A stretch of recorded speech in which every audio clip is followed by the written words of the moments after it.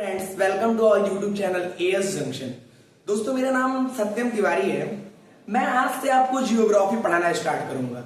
इसके पहले आशुतोष सर आपको इंग्लिश पढ़ा रहे हैं। वो इंग्लिश लैंग्वेज अपना पहला जो लेक्चर है वो ले चुके हैं। आप लोग इनकी वीडियोस देखा करिएगा और उसका प्लेलिस्ट और इसका प्लेलिस्ट दोनों प्लेलिस्ट अलग रहेगा। आज से मैं आपको जियोग्राफी पढ़ाना स्टार्ट करूंगा और नेक्स्ट 15 डेज में हमारा क्लास 6 का पूरा जियोग्राफी कवर हो जाएगा। हम क्लास 6 से लेके क्लास 12 तक बेसिक से पढ़ते जाएंगे। हमारा पूरा बैकबोन मजबूत हो जाएगा। और इंग्लिश का भी जो चल रहा है वो चल रहा है और कुछ ही टाइम में आपका मैथ्स का भी लेक्चर जल्दी ही स्टार्ट होने वाला है। दोस्तों, हम पढ़ना स्टार्ट करते हैं। आखिर होता क्या है solar system, what is solar system. अब थोड़ा सा दिमाग लगाओ।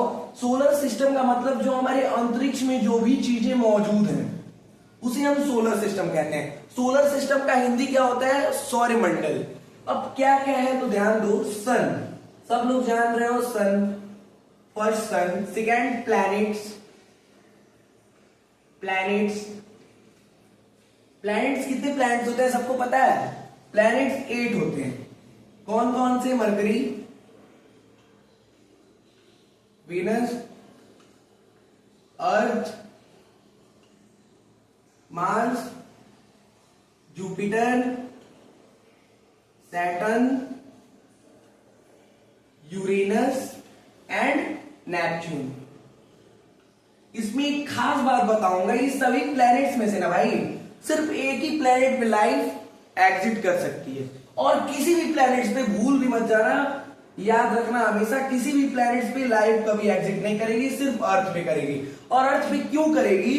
क्योंकि जो हमारा अर्थ है बाबू, किनारे समझ लो, जो हमारा अर्थ है ना, यहां पे एयर है, ऑक्सीजन O2 है, उसके बाद वाटर एंड लैंड, जो कि इसकी बहुत ज्यादा नीड होती है। यहां पे वो सब हर चीज एक साथ नहीं इकट्ठा होता है। इसका कैसे बनता है पूरा स्ट्रक्चर्स, वो हम आगे समझेंगे। यहां पे सिर्फ हम क्या समझ रहे हैं, नॉर्मल बेसिक है।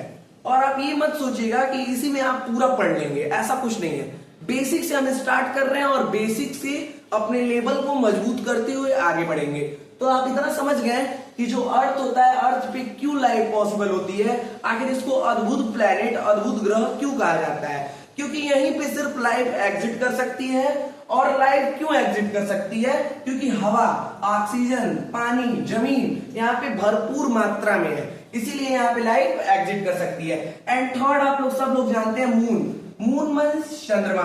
अब देखो भाई, एक चीज याद रखना ना, सभी प्लैनेट्स के पास अपने अपने मून्स होते हैं। हमारे अर्थ के पास ओनली 1 मून है। अर्थ के पास कितने मून है? 1 मून है, ठीक है। और जैसे पृथ्वी सूर्य का चारों तरफ चक्कर लगाती है, ऐसे ही जो हमारा मून है ना, वो अर्थ का चारों चक्कर लगाता है। कितने दिन में? 27 डेज में। ये याद रखना सबसे इंपॉर्टेंट चीज है। कभी भी कोई भी पूछ सकता है कि आखिर मून कितने दिन में चक्कर लगाती है, तो आप परेशान मत होना, 27 डेज में। उसके बाद क्या आता है हमारे सोलर सिस्टम में? Celestial bodies. Celestial bodies, what is celestial bodies? आखिर आप कैलेस्टियल बॉडीज से क्या समझते हो? बहुत लोग पहली बार नाम सुन रहे होंगे। कैलेस्टियल बॉडीज मींस होता है बाबू, हिंदी में बोलते हैं खगोलीय पिंड। डरना नहीं है हिंदी इंग्लिश से, ठीक है? कोई डरेगा नहीं, एकदम बस ध्यान से पढ़ना है, बाई लैंग्वेज चलेगा। जहां पे हार्ड लगेगा मैं बता दूंगा उसका हिंदी और इंग्लिश दोनों, तो डरना नहीं है। कैलेस्टियल बॉडीज मींस आप गेस करो, देखो ये मान लो ये हमारा अर्थ है, ठीक है, और यहाँ पे क्या है? मून है, मान लो स्टार है, और ये नाइट का टाइम है। तो नाइट के टाइम पे हमारे अर्थ से स्काई में देखने पे जो भी चीज हमें चमकता हुआ दिखाई देता है, मतलब एनीथिंग जो रात के समय शाइन कर रहा हो हमारे नाइट स्काई में, उसे हम क्या बोलते हैं बाबू? कैलेस्टियल बॉडीज। अब तो कोई दिक्कत नहीं होगा, कोई बता देगा भाई कि रात के समय जो भी हमको आसमान में चमकता हुआ दिखाई दे रहा है सब कैलेस्टियल बॉडीज है। कमेंट बॉक्स में बता देना 2 कैलेस्टियल बॉडीज के नेम, मैं भी मानूंगा कि पूरा वीडियो देख रहे हो। इसके बाद क्या आता है? एस्टेरॉइड्स। इसका पूरा नोट्स आपको टेलीग्राम पे मिलेगा।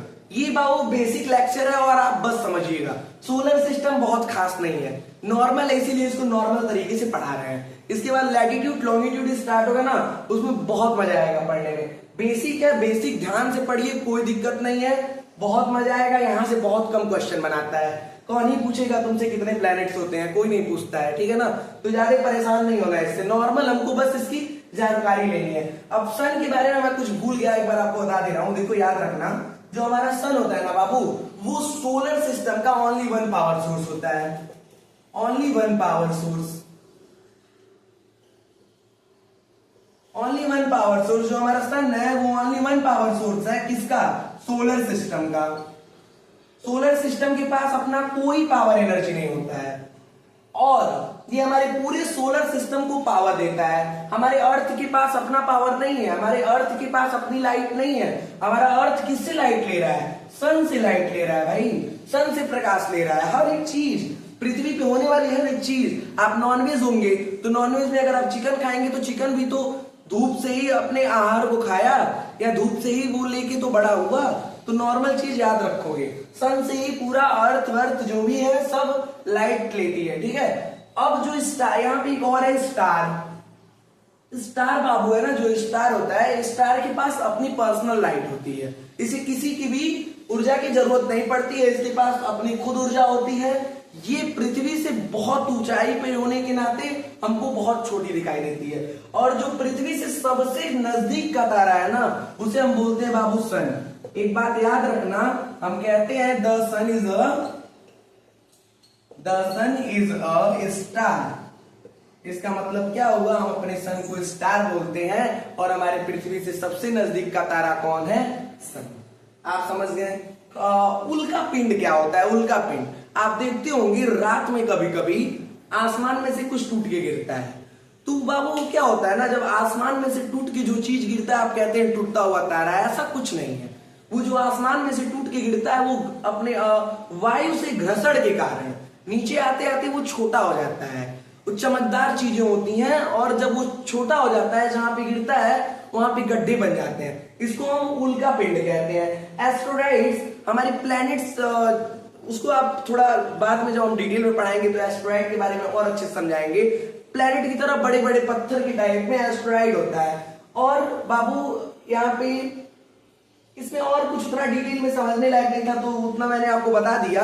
और जो प्लैनेट्स के बारे में उसमें मैं अर्थ को जो है आपको बताता हूँ। अर्थ में मतलब कि क्या है, कैसे है, आखिर क्यों ये अद्भुत प्लैनेट्स है, और इसमें कैसी लाइफ एग्जिट करती है, हर एक चीज पूरा डिटेल में हम समझ लेते हैं। देखो अर्थ पे ना, मतलब जो हमारा अर्थ प्लैनेट है उस पे 97% पानी जो है ना वो साल्टी, एंड जो 2% पानी है वो आइस है, और जो 1% पानी है बाबू वो फ्रेश वाटर है, जिसे हम यूज करते हैं, फ्रेश वाटर।